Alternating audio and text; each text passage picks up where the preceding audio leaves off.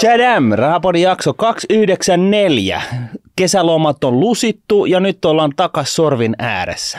Ja ketkä on me ja mikä tämä sorvi on? Niin, juuri näin. Eli tosiaan me ollaan yhtä kuin, sinä ja minä, me ollaan yhtä kuin Rahapodi. Ja Rahapodissa me ei puhuta tai myydä tai markkinoida tai kannateta mitään tiettyä agendaa, vaan käydään oikeastaan läpi asioita niin kuin talouden lainalaisuuksien vinkkelin kannalta. Kuluttajien, yksityissijoittajien näkökulmasta. Nimenomaan, siis niiden hattu ja intressit päässä koko ajan. Ja prenikoita me ollaan voitettu vuonna 2017. Me oltiin äänestettiin Suomen parhaaksi podcastiksi. Ja tänä vuonna keväällä niin tällainen prenikka tuli kuin Audioland Awards 2022, vuoden yritykset kautta tai organisaatiot podcast, Rahapodi. Tästä me ollaan totta kai aivan hemmetin ylpeitä. Jäädäänkö me nyt sitten vaan niin kuin laakereillemme makaamaan ja elvistellään saavutetuilla menestyksen mittareilla vai mitä me tehdään? No sehän olisi helppoa. Se olisi helppo ja easy tapa tässä levätä vaan niillä laakereilla, mutta kuten sanottu, niin me valvotaan vähän näitä yksityissijoittajien ja taloudesta kiinnostuneiden kuluttajien intressejä täällä Rahapodissa. Mutta me oltiin kesätauolla. Paljon ehti tapahtua siellä kesätauolla. Et jos me ollaan periaatteessa vähän tämmöisiä yövartioita, että Suomi-neito saa rauhallisesti levätä ja nukkua, kaikki meni smoothisti, niin sitten kun me jäätiin lomalle, eikä kukaan ollut tuuraamassa meitä. Et meillä on ihan samanlaisia ongelmia kuin vaikka Hussilla. Okei, olipa vertaus. Niin, kesätuuraajia ei ole sitten. Ei, silloin kun me ollaan pois, niin kukaan ei tuuraa, niin paljon ehtii tapahtua tässä. Joo, mutta ennen kuin me mennään siihen, niin mä tajusin, että me ei esitelty itsemme. Eli pitäisikö sekin nyt hoitaa tästä alta pois, kun tässä varmaan ensimmäistä kertaa viimeis kun me esiteltiin itsemme, niin se oli silloin jakso 1 kohdalla. Nyt on jakso 294. Kerran 7 vuodessa sopii tehdä näin kyllä. Joo, aloita sä.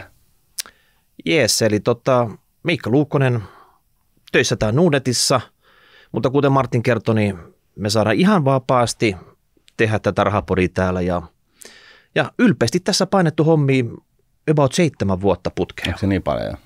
Valitettavasti. Joo, 7 vuotta. Se on pitkä rupeama. Mä oon tainnut olla täällä duunissa vähän pidempäänkin vielä. Mun nimi on Martin Paasi. Mä oon ikään kuin tällainen niin kuin, sijoitusalan ammattilainen, pankkialan ammattilainen. Ja tänne mut otettiin sellaisen roolin, että mä saan niin kuin, ja pitää työsopimuksessa lukea, että mun pitää käydä tällaista diskurssiota, eli keskustelua, julkista keskustelua aiheesta sijoittaminen, talous, tulevaisuus ynnä muut sillä tavalla, että mulla on koko ajan yksityissijoittajien hattu päässä. Eli se kylki edellä ja nimenomaisesti niin, että siinä lukee, että minun vastuisiin ei kuulu Nordnetin taloudelliset ja kaupalliset intressit. Eli mä en myy Nordnetia. Ei sen puoleen, voisin mä sitä myydäkin, mutta siis tässä roolissa niin en sitä tee. Ja joku hieman kärkäs toimittaja, joka kirjoitti musta jutun Suomen Kuvalehteen, jossain vaiheessa totesi, että mä oon niin kuin sisäänheittäjä roolissa. Portsarina vai? Portsarina, jotain tällaista, mutta mun mielestä se särähti vähän ikävästi, mutta ehkä se on sitten sitä. Läpinäkyväisyyden henkeen, niin todetaan nyt tämäkin asia. Joo. Joskus kritisoidaan itseämme, työnantajaa, hallitusta, kilpailijoita, milloin mitäkin. Tänään meillä on vähän muita ajatuksia. Joo, totta kai nyt kun on pitkä tauko tässä, niin täytyy vähän recappia tehdä, että itsellemmekin, että missä me ollaan. Että me ollaan pidetty kesätaukoa, että saadaan vähän näitä ajatusta juoksemaan ja mitä tässä on tapahtunut. Ja useinhan on, että näitä aiheita, mitä me tässä käsitellään, että ei me niitä itse keksitä. Me halutaan teiltä kuulijat, katsojat, vähän vinkkiä, että mikä teitä kiinnostaa. Sitten kun tulee tarpeeksi moni sanoo saman asian, että tämä on nyt kuuminta hottia tällä hetkellä. Sitten me itsekin tajutaan, me lamppu syttyy tossa, että no tämä olisi varmaan semmoinen aihe, mistä pitäisi tarttua. Kyllä. Mutta käydään nyt muutama tämmöinen ajankohtainen juttu, mitä tässä kesällä on tapahtunut. Me saadaan nyt vähän niin kuin tästä taloudesta kiinni ja päästä itsekin kärryille, että missä me tällä hetkellä ollaan. Joo.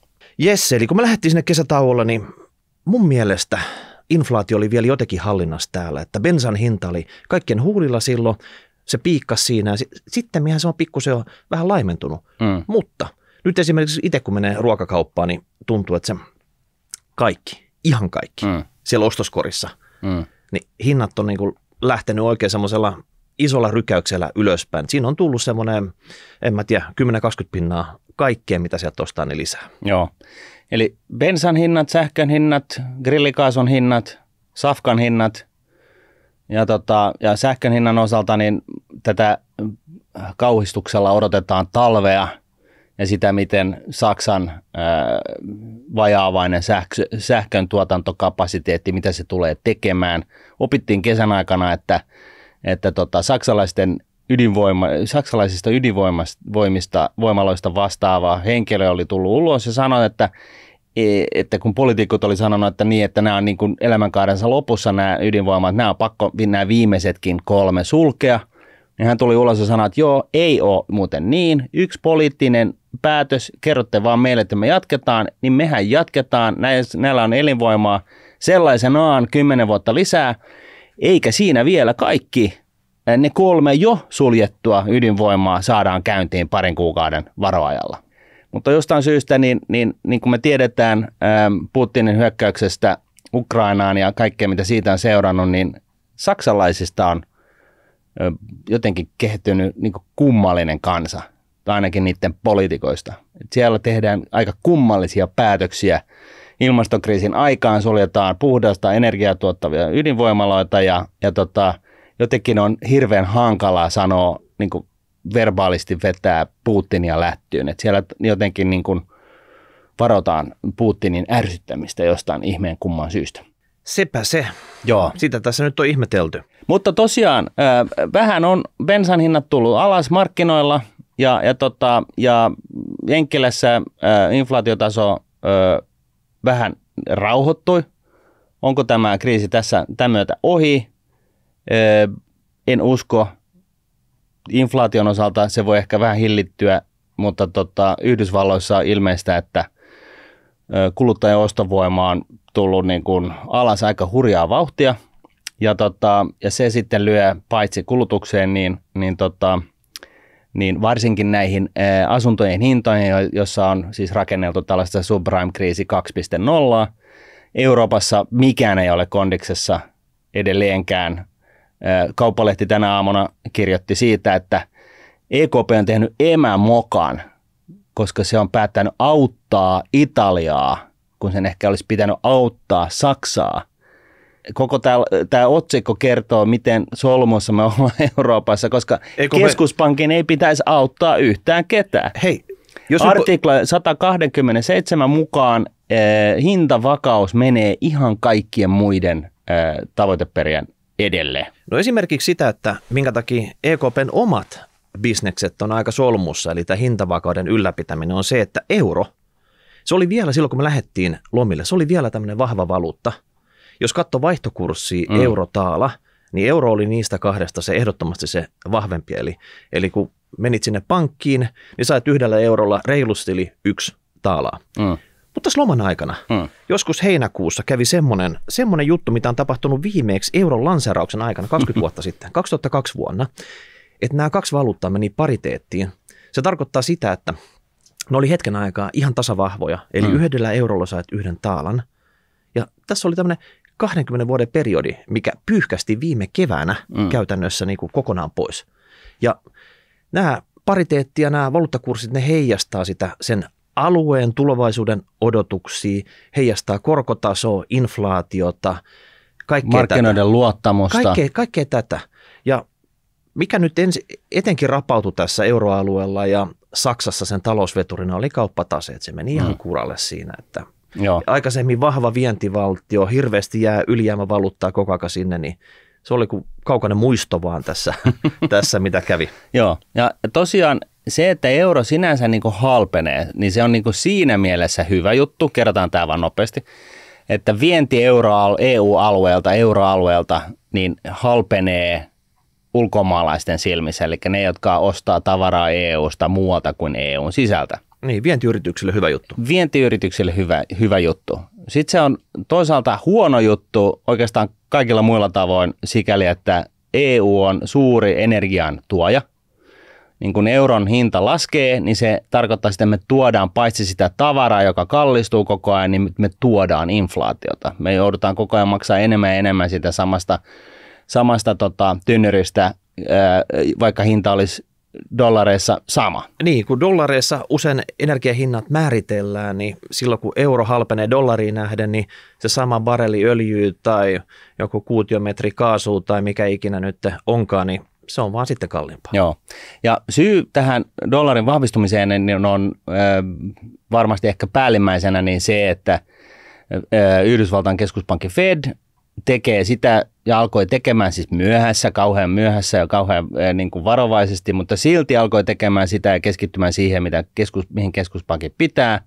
Eli hintavakauteen päättivät siis tästä korkojen nostosta ja määrällisen elvytysohjelman alasajosta tahtiin noin 95 miljardia kuukaudessa. Eli sen 95 miljardia Fedin taseesta myydään pois nettomääräisesti markkinoille.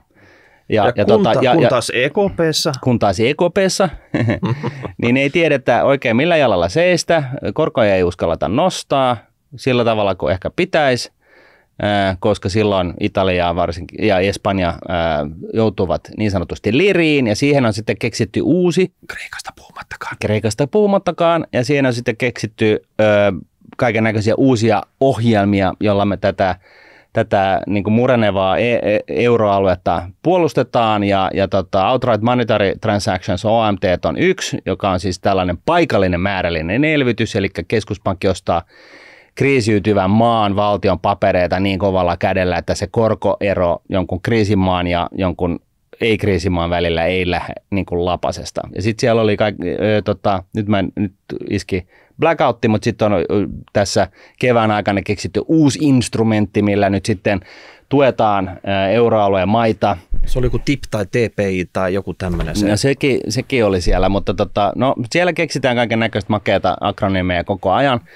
Ravistellaan tästä ja otetaan sieltä hatusta, että mitä kirjaimia meillä on. Joo. Okei, tästä tuli nämä 3, nämä myydään nyt markkinalle.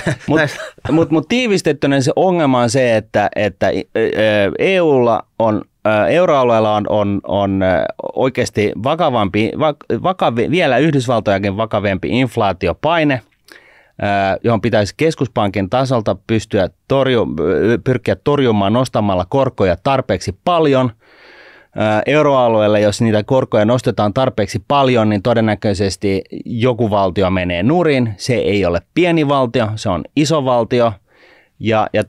Ja näin ollen, niin jos näitä korkoja lähdetään nostamaan, niin kun joku iso valtio sitten euroalueelta, Italia ja Espanja, alkaa menemään nurin, niin sitten keskuspankin on puututtava siihen ostamalla niitä sen valtion valtiopapereita entistä enemmän, mikä sitten on yhtä kuin paikallinen määrällinen elvytys, mikä sitten taas kiihdyttää inflaatiota siinä maassa.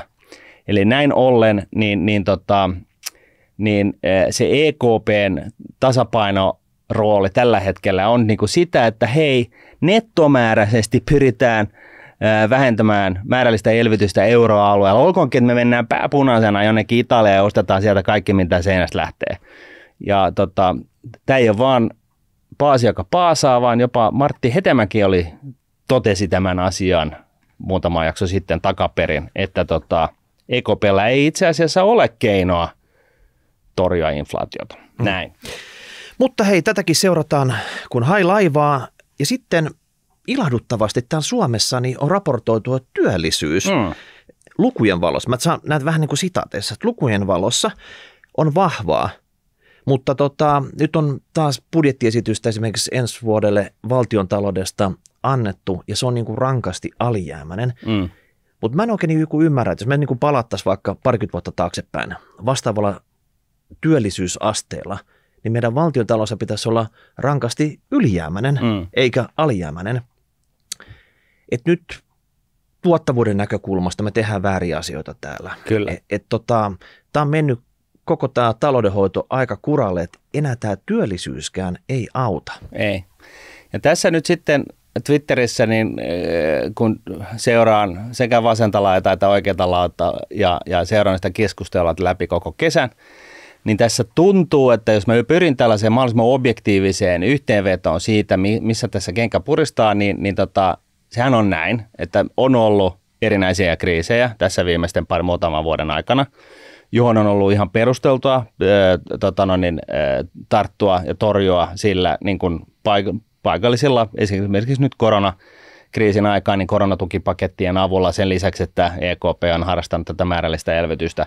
Et se on niin kuin periaatteessa ollut ihan ok, se, niin kuin, että näihin on ollut poikkeuksellisia aikoja, ollaan eletty poikkeuksellisia aikoja, siinä on tarvittu iskunvaimenninta, fine. Ja kaikki ymmärtää tämän. Ja se riitely siellä Twitterissä, niin ymmärtäkää nyt kaikki, että kaikki ymmärtää tämän. Siellä kun sitten riidellään siitä, että hallitus on ollut vastuuton tämän taloudenpidon suhteen, niin joo, siellä on jotkut, jotka vetää sitä retoriikkaa, että niin, että on otettu helvetisti lainaa, eikä niin kuin olla ymmärtävänä mitään muuta. Pointti ei ole se, vaan pointti on se, että on jo otettu paljon lainaa ja me eletään velaksi, eikä olla tehty mitään toimenpiteitä siihen, että rakenteelliset muutokset, niin kuin sä sanoit, me tehdään täällä tällä hetkellä niin kuin työllisyysasteen kannalta näkövinkkelistä, niin kuin tilanne on hyvä ja silti me ollaan alijäämäinen. Eli me tehdään vääriä asioita Suomessa, jotka ei kannata. Meidän pitää ajaa ne rakenteelliset muutokset läpi ja meidän pitää jostain muualta säästää. Että ei voi vaan tehdä niin, että otetaan lisää velkaa, vaikka se on ollut perusteltua. Niin ei voi tehdä niin, että ottaa vaan surutta lisää velkaa miettimättä yhtään, että mistä tässä voi nipistää. Ja niin kuin tuossa aikaisemmin ollaan jaksoissa sanottu, niin velka on kahdenlaista. On kulutusvelkaa ja on investoitua velkaa. Ja se sijoitettu, investoitu velka, joka sijoitetaan sellaisiin hankkeisiin, jotka esimerkiksi tuo ulkomaisia suoria investointeja Suomeen, se on ihan perusteltua. Sitä pitäisi ottaa niin kuin periaatteessa niin paljon kuin seinästä irti ja lähtee. Mutta nyt tämä kritiikki, mitä niin kuin nykyistä hallitusta kohtaan on, niin se perustuu siis siihen, että joo, on ehkä ollut perusteltua ottaa vähän lainaa, mutta siihen aisapariksi kuuluu silloin se, että aletaan katsomaan, millä me saadaan tämä laina takaisin maksettua. Millä investoinnilla me saadaan tänne lisää investointeja, millä tavalla me saadaan tänne lisää tekijöitä, lisää pöhinää talouteen. Ehkä tämä on investointi, me ei vaan nähdä sitä. Niin, se on siellä ehkä rivien välissä. Se on ehkä näin, mutta tämä maastamuuttovero nyt ei ainakaan ole sellainen investointi. Se ei tuota mitään, se on todettu moneen kertaan ja sitten se kaiken lisäksi se ei nyt ainakaan houkuttele työperäisiä maahanmuuttajia. Ja sitten joku sanoo, että mutta Jenkkilässä on ollut tällainen systeemi iät ajat. Me ei olla Yhdysvallat. Siis Yhdysvallat on eri maa kuin Suomi. Suomi on 5,5 miljoonan kansalaisen maa. Meillä on ollut hyvää koulutustasoa. Me ollaan niin kuin poikkeuksellisen hyvää porukkaa täällä, kun me lopetettaisiin sitä keskeinen tappeleminen. Mutta me ollaan pieni maa. Ja meidän täytyy kynsin hampain taistella siitä meidän asemasta maailmantaloudessa. Ja siihen ei istu tällaiset niin kuin aivopierot, siis verot, jotka pyörittäminen maksaa enemmän kuin mitä ne tuottaa. Ja sitten joku sanoo, että no ei, mutta on laskettu, että se on 10 miljoonaa plussalla. Oikeasti nyt puhutaan niin marginaalisista asioista ja lisäksi niin se maksaa enemmänkin siinä, että tänne me ei tulla se vaihtoehtoiskustannus. Me torpataan meidän niin kuin houkuttelevuutta kansainvälisillä hyvin koulutetuilla työperäisillä maahanmuuttajamarkkinoilla. Niin, Suomen ongelmat mitataan tällä hetkellä miljardeissa, ei missään 10 miljoonissa. Eli periaatteessa kuka ikinä tätä maata nyt pyörittääkään, niin sen ei kannata käyttää aikaa tämmöisten pikkujuttujen eteen, niiden taistelemiseen, vaan ne isot taistelut on jossain aivan muualla. Jos siis niin keskitytään asioihin jotka toimii. Sitten mä ymmärrän hyvin, että nyt on vaalit tulossa, niin täällä on paljon vihaista jengiä Suomessa, jotka on sitä mieltä, että on olemassa joku porukka, jonka nimi on rikkaat, jotka kusettaa kaikkia ja jotka on jollain tavalla loisia, vaikka ne nyt maksaa suurimman osan niin kuin, henkilöverotuksen niin kuin tuloista, ja niitä pitää kiusata mahdollisimman paljon, ja näin ollen saadaan äänestäjiä. Ja tämä on niin kuin ehkä sellainen piirre politiikassa, joka kyllä etoo aika paljon. Mutta hei, työllisyysluvut hyvä, mutta jotain mätää niissä on, koska se ei kuitenkaan näy siellä vikalarivilla täällä valtion taloudessa, että meidän täytyy nyt purkaa tämä auki, että missä nytten kytee. Ja sitten kyllä mä sanoin, että ykköstopikki tällä hetkellä on tämä energiakriisi. Jokainen miettii sitä, että mun 2 vuoden kiinteähintainen sähkösoppari on päättymässä, maksan 5 senttiä. Seuraavaa soppari on tarjottu energiayhtiöltä 25 senttiä, 30 senttiä, 35 senttiä, jotakin. Että pitääkö mun ottaa tämmöinen ihan siis monen 100% nousulla oleva uusi sähkösoppari vai lähtee pörssisähkö asiakkaaksi ja sen jälkeen se on ihan herran hallussa se päivän sähkön hinta, mitä se tulee olemaan talvella tässä kriisissä. Onko mulla mitään luottoa siihen, että joku täällä Suomessa katsoo mun etuja oikeasti ja saisi niin kuin painettua sitä puoliväkisistä sähköhintaa alaspäin? Mitä? Siihen liittyen me ollaan nyt räätälöity tämmöinen pääaihe tänään. Joo, mutta ihan nopeasti ennen sitä pääaihetta, niin siihen liittyen siis sähkö- ja bensan hintoihin, niin siinä on ollut myöskin sellaista keskustelua, että hei, että näitä hintapaineita ei kannata tukea, koska tarkoitus on, meidän on niin kuin hyvä siirtyä pois niin kuin bensan kulutuksesta kestävämpiin vaihtoehtoja YM. Yhtä lailla se lyö kansan syviin riveihin, varsinkin niin kuin siihen niin kuin kansan syviin riveihin, ei siihen eliittiin. Ja jos jotain niin kuin tässä yhteydessä voisi tehdä, kun ollaan vaan jotenkin peukalat keskellä kämmentä ja ihmetellään, että mitä me voidaan, että Putin on paha tyyppi ja nyt me ei voida tuoda ja nyt me ollaan lirissä. Onneksi meillä on Olkiluoto, mutta sen lisäksi, hei, miten olisi sellainen, että valtio päättää, että nyt laitetaan miljardi tukee siihen, että kaikki kotitaloudet, jotka asuu muualla kuin niin kuin keskustassa, niin hankkii itselleen niin kuin 1 hehtaarin aurinkopaneeleita ja alkaa myymään sitä sähköä sinne verkkoon. Tuottaa sähköä sillä aurinkopaneelilla. Just a thought. Katsotaan, saisiko tästä nyt semmoisen idiksen, että joku tarttuisi tähän. Niin. Hyvä. Mutta Fortum Uniper, eli kaikki tietää, että Fortum on kesän puheenaihe. Niin, tämän päivän puheenaihe, eli Fortum iso suomalainen valtio-omisteinen energiayhtiö. Eli energiayhtiö tarkoittaa sitä, että se on sähkö, kaasu, vaikka mitä siellä sisällä pitää. Ja Fortum omistaa tämmöisen Uniper-firman, joka oli varsinkin tässä kesällä, meidän kesälomien aikaan. Se oli yhden hetken aikaa kuumin topikki Suomen ja Saksan kauppasuhteiden välissä, että hei, meillä on nyt tämmöinen ongelma, tämä Uniper tai Saksassa, Fortum omistaa sen, mitä sille pitäisi tehdä? Ja sitä oikein ministeritasolla sitten setvittiin tässä kesän aikana. Mutta jotta tämän koko homman ymmärtäisi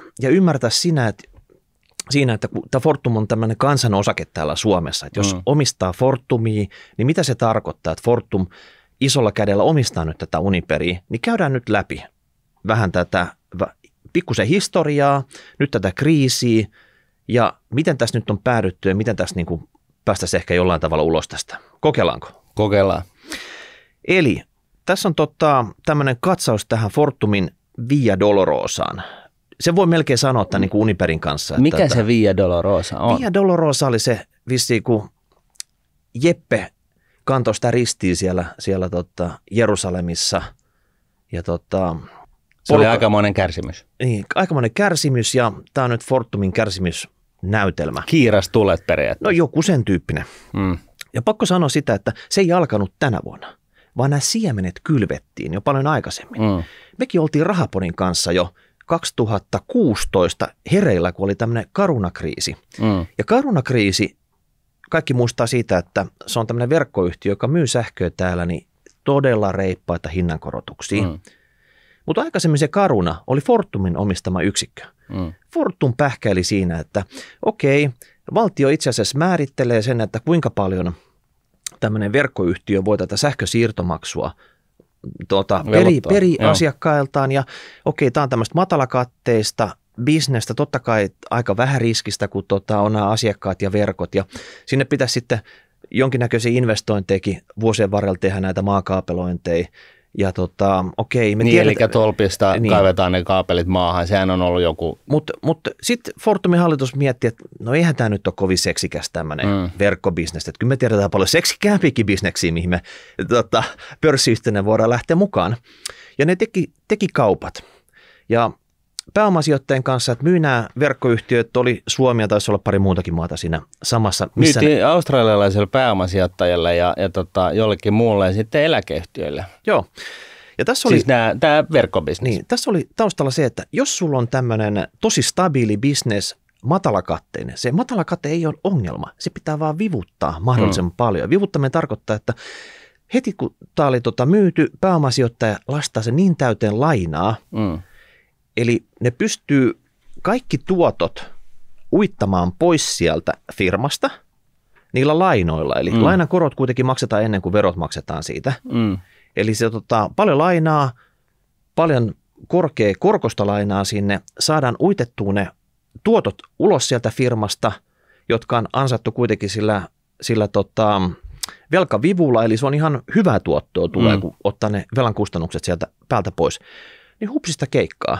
Tämä bisnes, joka aikaisemmin maksoi jotain veroja Suomessa, niin siitä päästi aika hyvin eroon.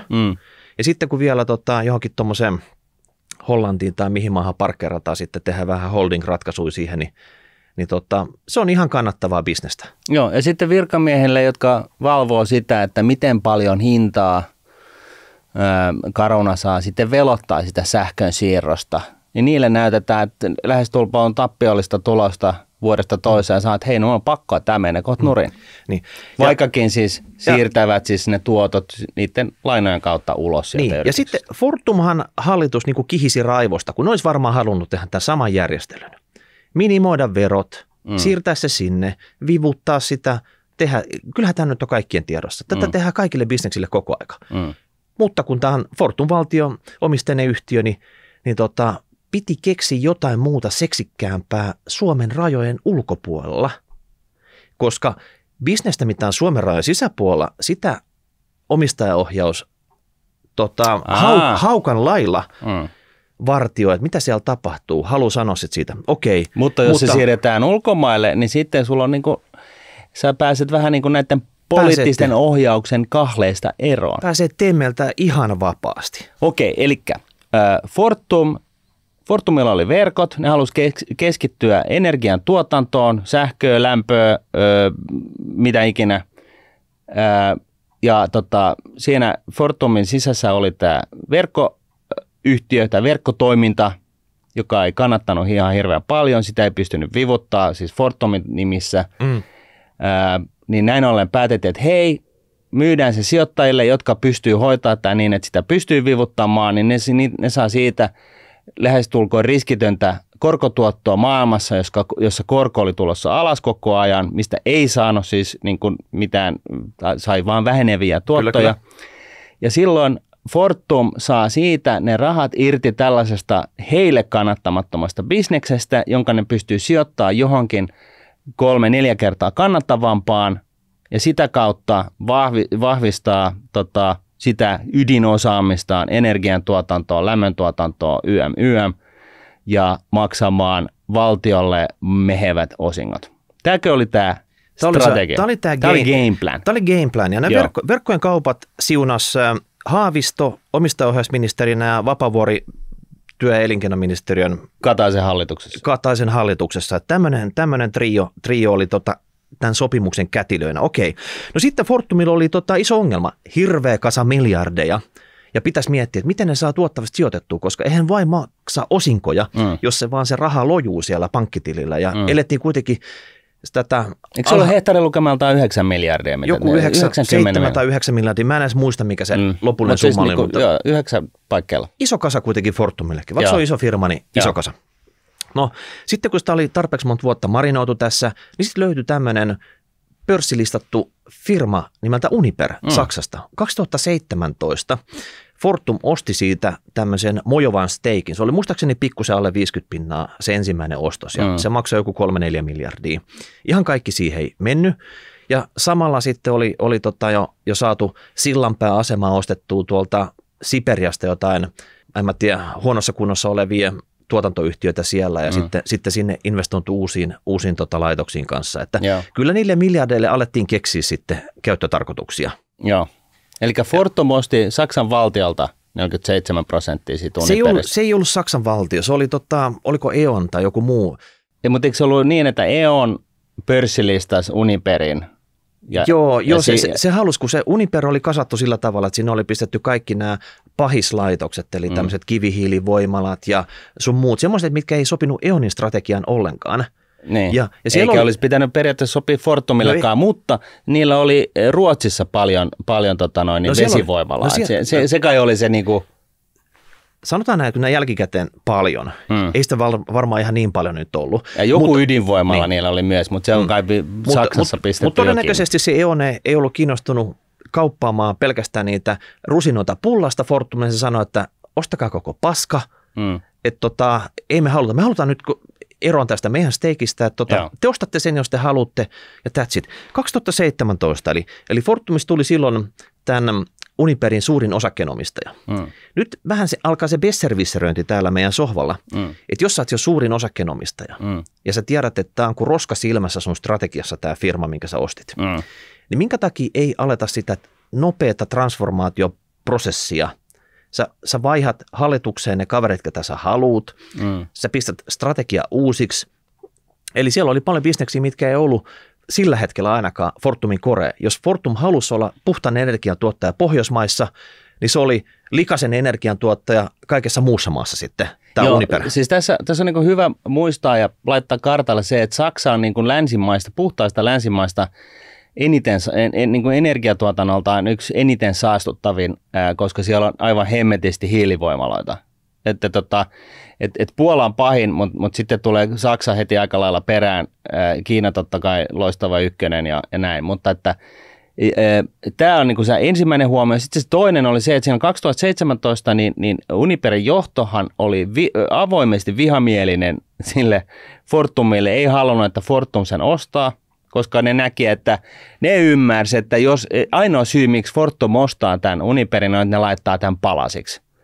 Ja ne ei halunnut sitä, koska kun ajatteleva ihminen ymmärtää, että se Fortumin vinkkelistä, niin se ainoa järkevä asia tehdä Uniperille on laittaa ne kivihiilivoimalat jonnekin huitsit Nevadaan, ottaa sieltä se ydinvoima ja vesivoima ja keskittyä siihen. Sano sayonara kaikille muulle. Ja keskittyä siihen, mitä ollaan myyty omana ydinstrategianaan, ydinpainopisteenä. Tämä oli se yksi juttu, eli siellä oli 2017 niin vihamielinen yritysjohto Uniperillä. Sitten siellä oli sellainen toinenkin juttu. Joku Uniperin tytäryhtiön haarakonttorin paikalliskioski, niin sillä oli lisenssi Venäjällä tuottaa jotain puhdistamo juttu, joka on niin kuin jotenkin luvanvarasta. Ja näin ollen niin Venäjän viranomaiset torppasivat tätä kauppaa pitkän aikaa. Siis koska venäläisen lain mukaan niin ulkomaalainen valtio ei voi omistaa tällaista lisenssiä Venäjällä.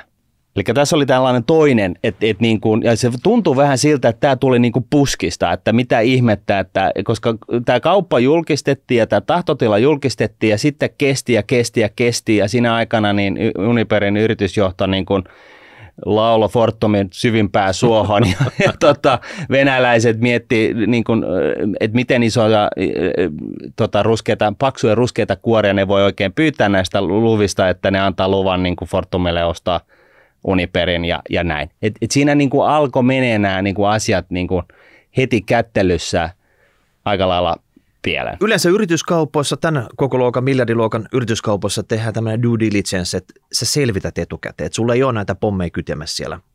Mutta ja se syy, miksi tässä kävi näin, oli se, että joku vuosi tietoja, että kun tätä keskustelua käytiin, niin joku vuosi näitä tietoja tällaisen kaupan muhimisesta, ja näin ollen, niin siitä se lähti, se oli se ensimmäinen kompastus, joka johti siihen, että niitä oli pakko julkistaa, että ne käy tällaisessa keskustelua ja tekemään niin julkisen ostotarjouksen, koska tämähän on tällaista henkimaailman hommaa, että missä se raja kulkee. Ja sitten ne niin kuin tavallaan kompastui keittiön ovesta sisään niin kuin Uniperin ostajaksi. Aivan, imutettiin sisään puoliväkisin ja jäi tarkastukset vähän ehkä jopa loppuun asti tekemättä. Ja sitten se oli sellaista niin kuin tulipalojen sammuttelua niin kuin siinä vaiheessa, kun jo oltiin siellä keittiössä.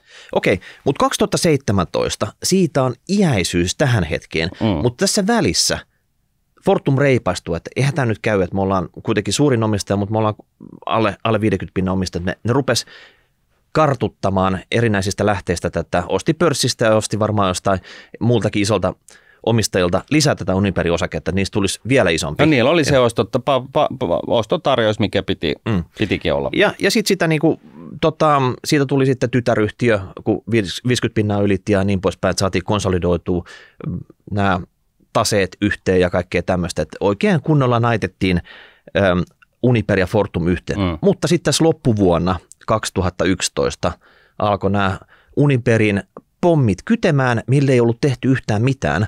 En tiedä, oliko mikään strategia oikeasti irtautua kokonaan kaasusta, koska sehän ei ollut ainakaan tämän niin kuin lähtötilanteen mukaan Fortumin ydinpisteestä millään tavalla. Jos sun piti olla NS Pohjoismaissa, jos sun piti olla siellä päästöttömässä energiassa vesivoima, ydinvoima pääosin, ehkä aurinkovoima, tuulivoima, tämän tyyppisiä juttuja, niin mitä ihmettä? Susta tuli joku iso kaasutreidaaja yhtäkkiä.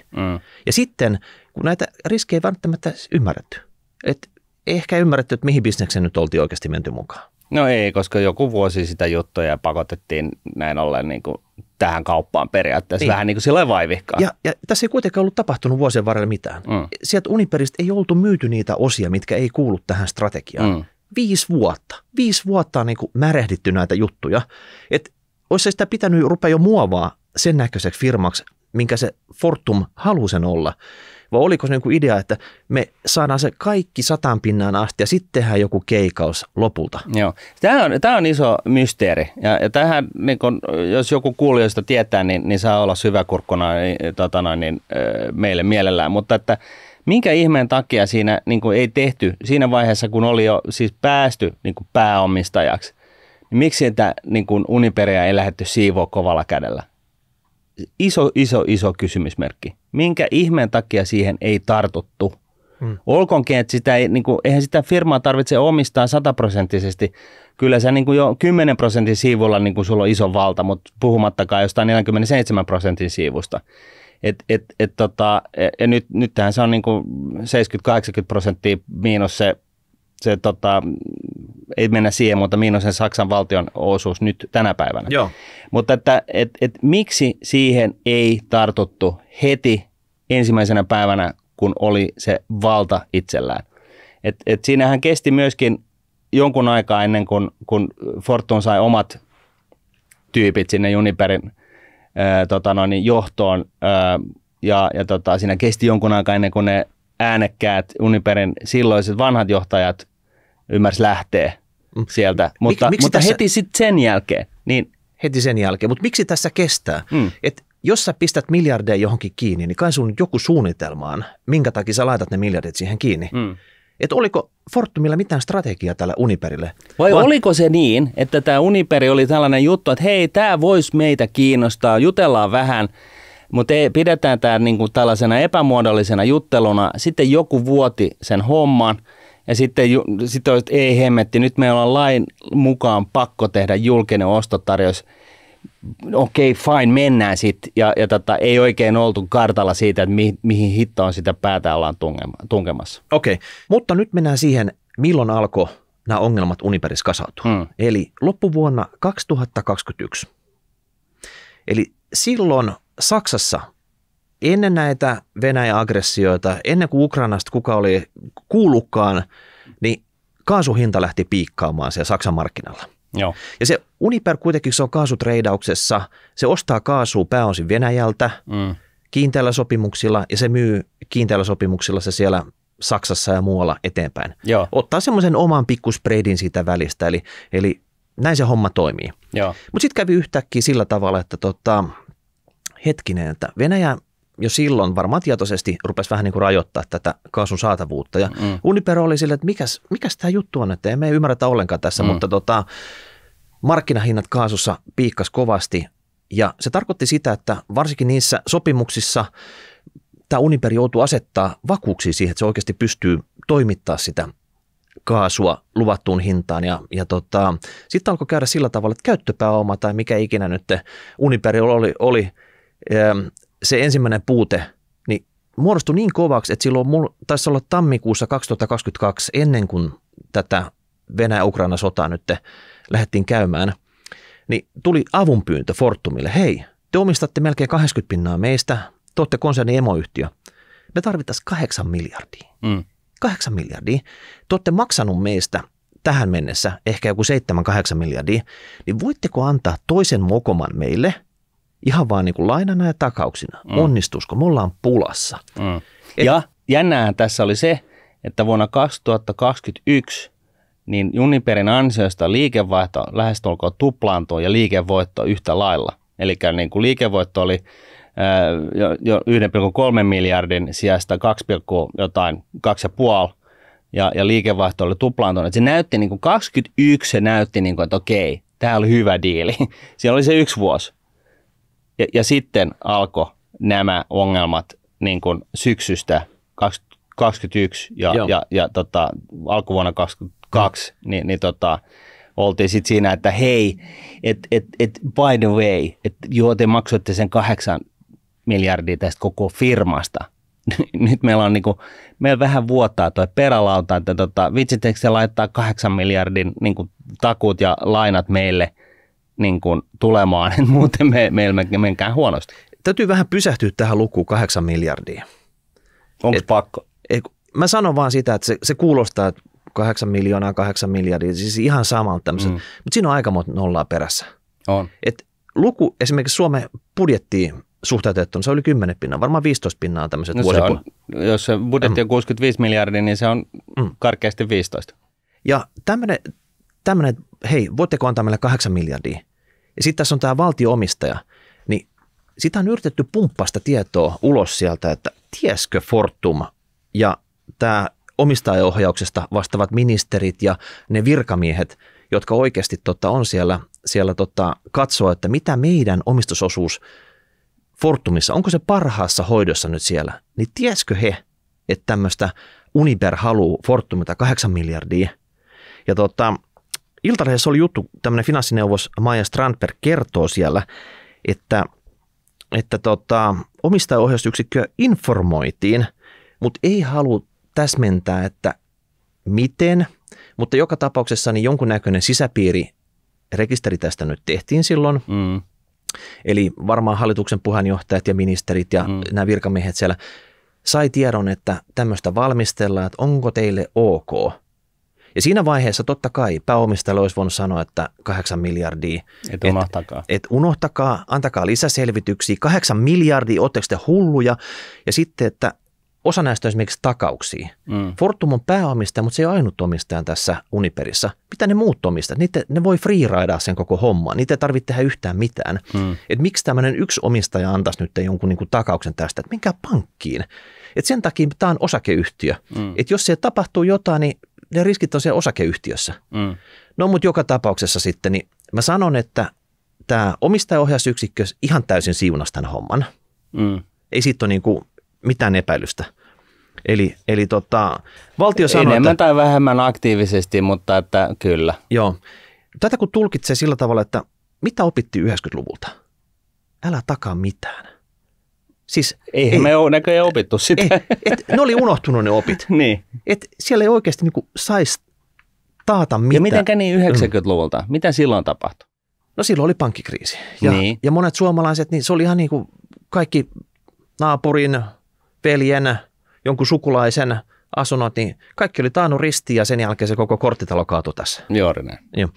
Niin ei tähän, mutta Fortum sitten, että se taisi olla se lainajärjestely, 4 miljardia lainaa, joka on kuulemma täysmääräisesti jo käytetty Uniperin toimesta ja 4 miljardia jonkinnäköisiä takauksia. Että käytännössä sitten, että Fortum on antanut avoimen shekin ja todennäköisesti sekin on hyvässä käytössä ei havaintoa sit siitä. Fortum varmaan kertoo siitä itse sitten sen 8 miljardin tilanteesta.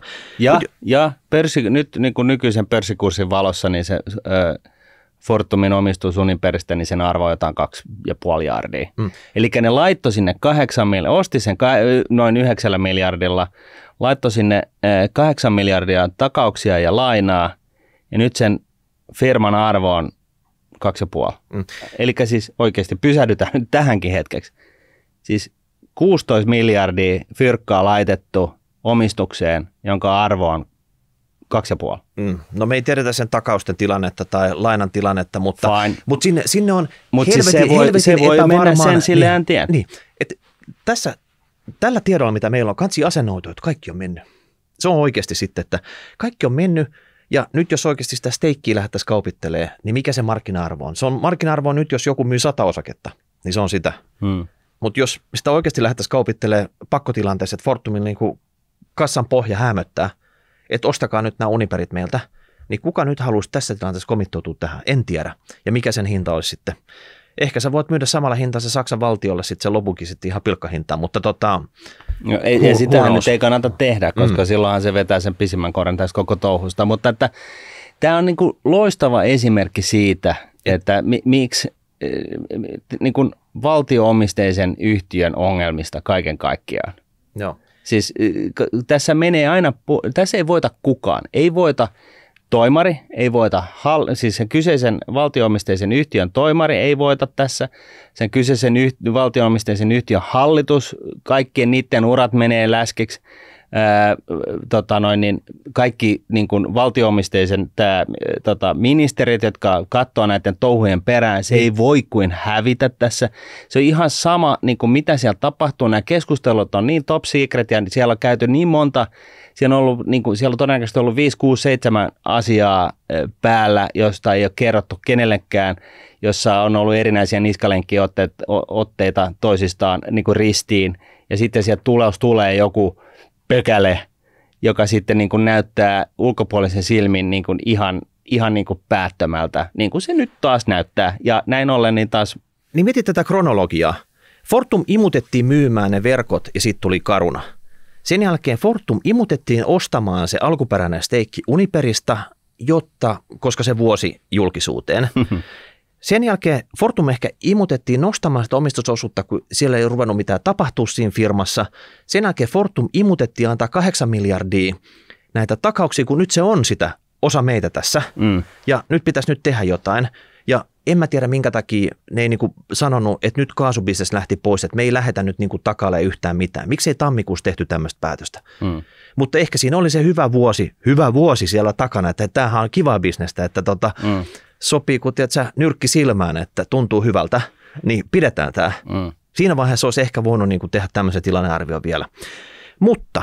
Ja toi oli hyvä pointti, että siinä vuoden vaihteessa, vuoden alussa, niin olisi oikeasti, silloin kun se ilmoitettiin, että nyt tehdään tällainen näin, niin jossain olisi pitänyt kellot soida ja olisi pitänyt sanoa, että stop. Nyt haluaa ymmärtää, mistä hemmetistä on kyse. Tämähän tulee ihan puskista. Ja sitten niin kun, todeta, että okei, tilanne on todella, todella paha ja ymmärtää, että siltä miltä se näyttää siinä vaiheessa, niin kerrota se 2 ja ymmärtää, että ei kun tämä on vielä pahempi.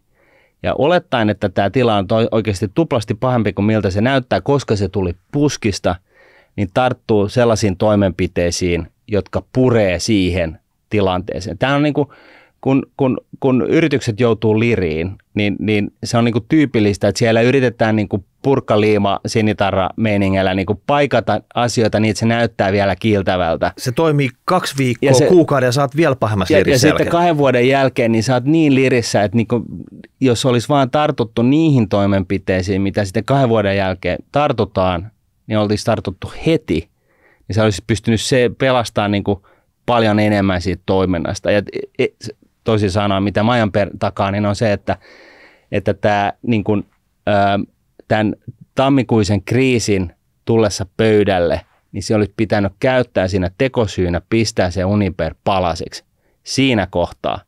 Että nyt tämä homma on se, nämä fyrkat tulee, mutta sitten me sovitaan tässä, ja mä en tiedä miksi tämä on ylipäätänsä ollut hankalaa, Mutta sitten myöskin päätetään tässä ja nyt, että Uniper laitetaan palaseksi. Myydään ne kivihiilivoimalat hemmettiin täältä.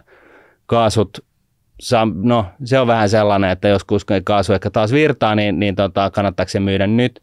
Mutta joka tapauksessa eriytetään se Fortumin strategian ja tavoitetilan kannalta olennainen osa omaksi yksiköksi, joka jää niin kuin pitkäksi niin kuin Fortumille forever, ja sitten tämä rönsy, joka on Lirissä, joka pitää jollain tavalla keksiä. Niin kuin vähän niin kuin roskapankkisysteeminen ratkaisu.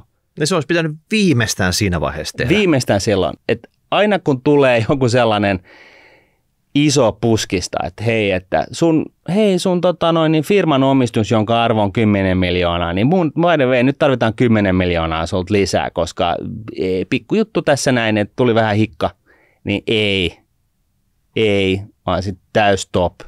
Ei siinä tarvita kuin pari viikkoa, niin sä saat kuitenkin siitä tilanteesta kunnolla otteen ja ymmärrät, mistä hitosta on kyse. No mut hei, mä ymmärrän tämän. Tapahtui kuitenkin joulu-tammikuussa. Siinä oltiin varmaan Chamonixissa vähän hiihtolomalla ja tulee, että sä jonkunnäköinen mailikännykkä, että nyt he onnistuisiko tuommoinen OK tähän rahoituspyyntöön 8 jardia sitten, että homma on hallussa, että trust me. Joo, korjataan yksi tällainen väärinkäsitys, mikä on jostain syystä päässyt valloille niin kuin tässä julkisessa keskustelussa. Toimitusjohtajilla, pörssiyhtiön toimitusjohtajilla, pörssiyhtiön hallituksilla, ministereillä Suomessa, pääministeristä nyt puhumattakaan, presidenteillä ja kaikilla niillä virkamiehillä, juristeilla ja muilla, jotka toimii niin kuin näitä tukeakseen, niillä ei ole lomia.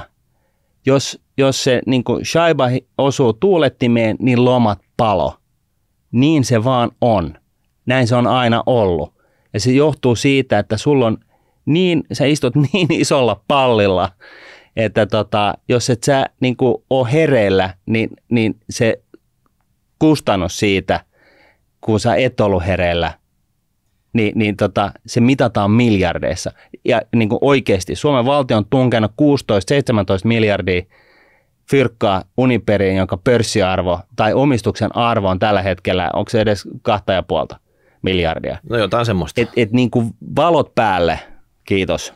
Se on totta, mutta niin isoista palleista, mistä sä niin tuossa verrannollisesti kuvailit, niin mä en osaisi kuvitella, että semmoisia me ollaan nähty.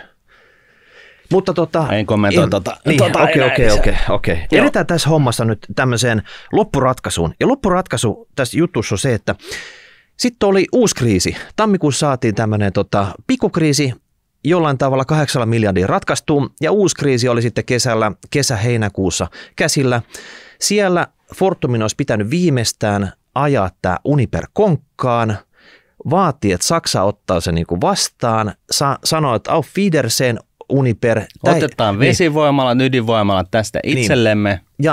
Ja mikä oli sitten, kun sitten lähdettiin neuvottelemaan, siellä oli Fortum, siellä oli Uniper, Saksan valtio ja Suomen omistajaohjaus oli neuvottelemassa siellä, ja lopputulos oli se, että Saksan valtio tulee pilkkahintaan sisään, pitää tämmöisen niin kuin sijastan tuohon lokakuuhun asti, jonka jälkeen ne osittain rupeaa vaan niin kuin maksaa niitä Uniperin tappioita tässä, ja antaa kyllä tässä rahoitusta, että se Uniper ei kokonaan kaadu, ettei niin kuin sähkön saanti, ei kun toi kaasun saanti ja varmaan ne sähkövoimalatkin siellä Saksassa pyörii, ettei tule vallankumousta sinne kaduille, mutta kuka kärsii niin kuin nahoissaan tämän, niin kyllä se on se Fortum ja Uniper, ja Suomen valtio sitten kiltisti tämän sopimuksen kuittasi tässä. Eli sinä ja minä. Sinä ja minä. Eli 16 jardia niin oli mennyt, siihen mennessä oli mennyt jo 16 jardia sinne sisään. Eikö se suunnilleen sen verran, mitä tämä hallitus on ottanut lainaa? No se on joku 40, mutta Ei, mutta siis niin kuin tänä vuonna. Tänä vuonna. No, mutta siis toinen mokama. Toinen mokama, joo. Ja me kun ollaan jälkiviisauden niin kuin, suurlähettiläitä, joo, niin nyt todetaan vielä sekin, että tässä jossain vaiheessa tämän vuoden aikana niin olisi pitänyt ymmärtää ja oivaltaa ja sisäistää se asia, mitä aina puhutaan niin kriisiyhtiöiden kriisien alusta. Ja se on se, että siihen täytyy ottaa kunnon niskalenkiote heti. Jenkit aika hyviä tässä. Ja keskittyy siihen, että okei, jos tulee 8 miljardin ylimääräinen lasku yhtäkkiä puskista, niin selvittää, että mistä se johtuu ja sitten perkaa se business niin kuin läpi ja katsoa, että mistä me saadaan, mikä liiketoiminta on kannattavaa ja mikä ei. Ja sitten vaan niin kuin pistää se kannattamaton, turskaa tuottava liiketoiminta niin kuin pois. Ja koska se pointtihan on tämä, on parempi, että sulla on kannattava, puolet vähemmän liiketoiminta tekevä firma, joka tekee voittoa, kun nyt siellä on 2 kertaa isompaa liikevaihtoa tekevä firma, joka tekee yhtä suurta tappiota.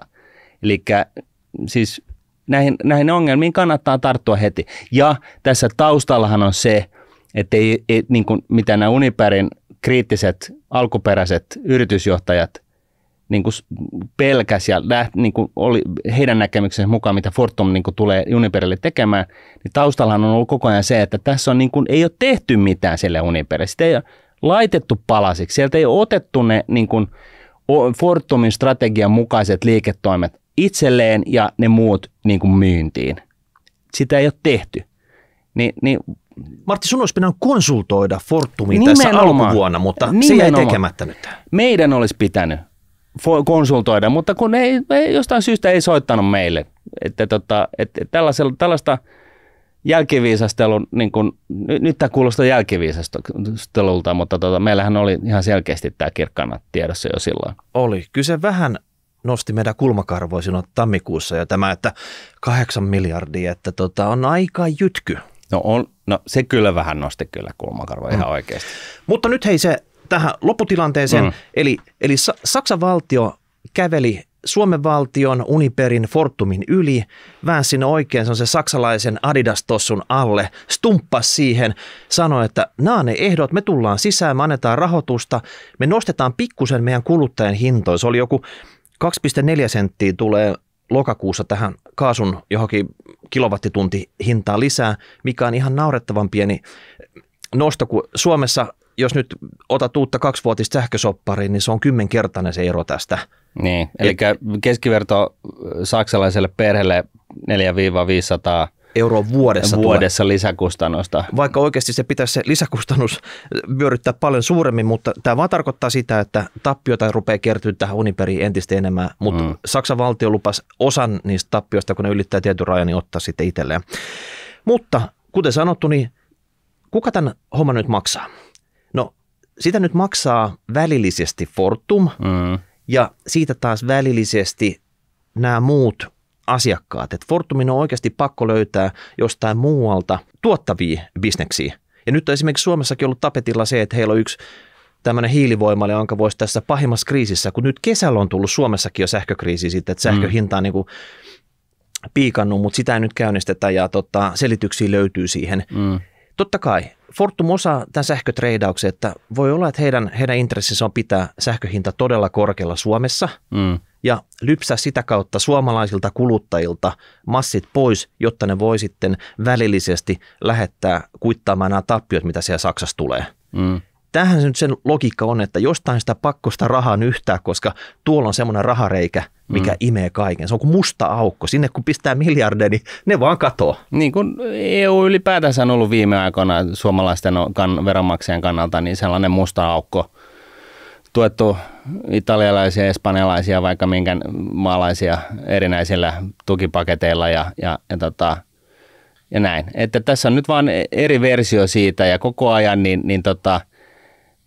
suomalainen veronmaksaja kansan syvät rivit joutuu kasvavassa määrin liriin tässä asiassa ympäristössä, missä inflaatio on historiallisen korkea ja se inflaatio nimenomaan muutenkin iskee tähän kansan syviin riveihin. Eli tässä kyllä aika pahasti huoletta sanoisin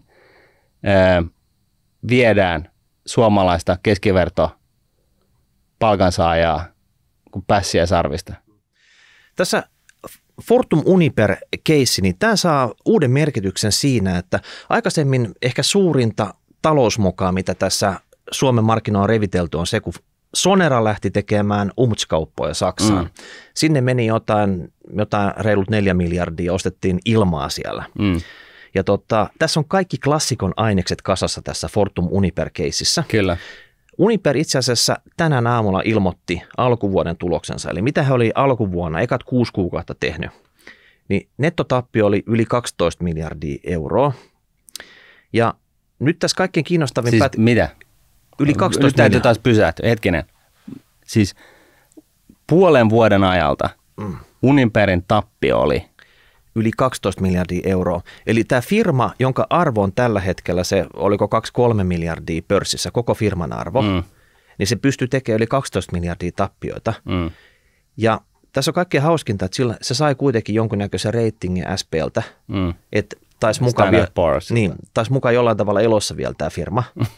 Mutta tämä menee tähän niin kuin valtioiden suhmurointiin sitten, että kaikki on niin kuin järjestelty, kaikki niin, ja jos joku luulee, että nämä reittausfirmat on jotenkin jotain muuta kuin brändinsä myyjiä, niin mulla on yksi avainsana annettavana, Enron. Ei mennä siihen sen enempää. Mutta sitä voi googlaa sitten. Sitä voi googlata, että mitä reittausfirma on tehnyt. Itse asiassa mulla on toinenkin.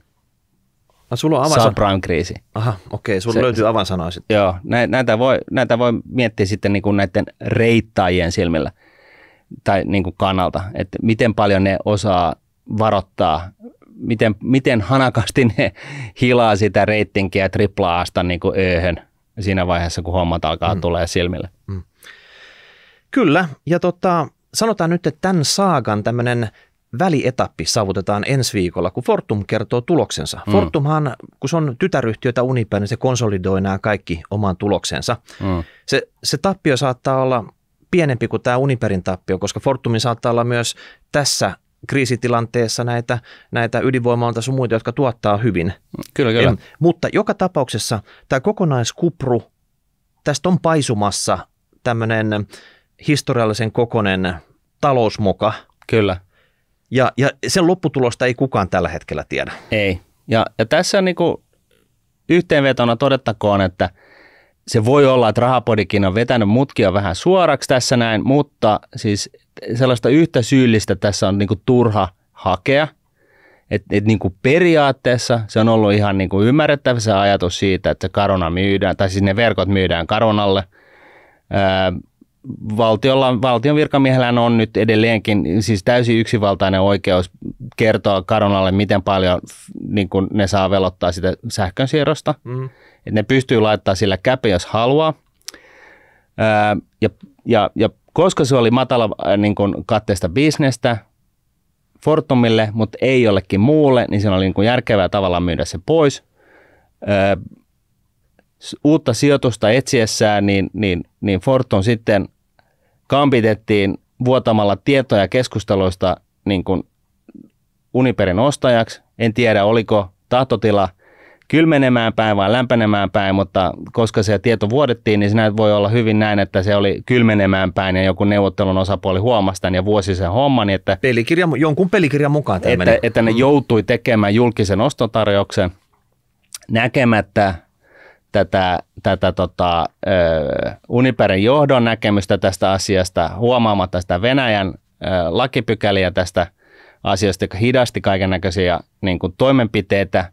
Siitäkin huolimatta vuodesta 2018 muistaakseni, niin Fortumilla oli kaikki kortit kädessään lähtee siivoa se Uniper niin kuin sellaiseen muotoon, että se vastaa Fortumin ydinliiketoimintaa ja strategisia painopisteitä.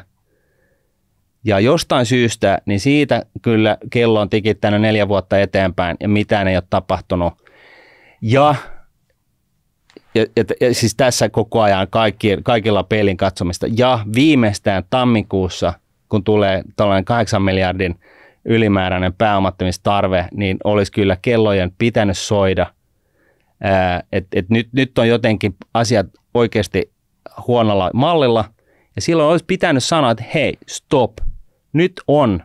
Tähän käytetään 2 viikkoa, laitetaan kaikki sellainen niin kuin satapäinen armeija perkaa tämä auki, että missä palaa. Et nyt ei lähetetä mitään rahoja mihinkään. Ei oteta niin kuin Uniperin yritysjohdon sanoja totuutena, vaan tämä perataan auki. Siinä olisi mennyt 2 viikkoa ja tsiikattu, että mikä tämä homman nimi on. Ja sitten vaikka siinä kohtaa käytetty sitä hetkeä tällaisena Uniperin pilkkomis excuseina ja hoidettu tämä asia maaliin.